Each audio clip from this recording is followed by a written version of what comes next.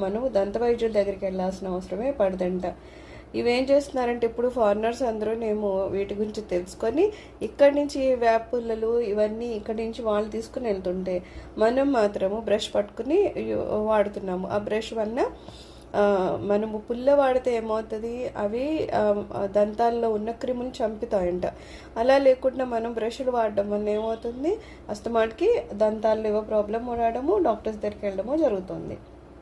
మనము ఎటువైపు అయినా తిరిగి మొహం కడిగేసుకొచ్చేమో అనుకుంటారు కదా, అలా ఎటువైపు పడితే అటువైపు తిరిగి మొహం కడుక్కోకూడదంట. తూర్పు వైపు కానీ ఉత్తరం వైపు కానీ మనం తిరిగి మొహం కడుక్కోవాలంట.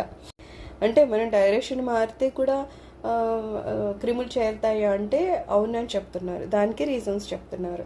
మనం కనుక దక్షిణమో లేదో పడమర వైపు కనుక తిరిగి దంతధావనం చేసుకుంటే అప్పుడు కొన్ని క్రిములు దంతాల్లో చేరి ఏమవుతాయంటే దంతాలు పాడు చేస్తాయి.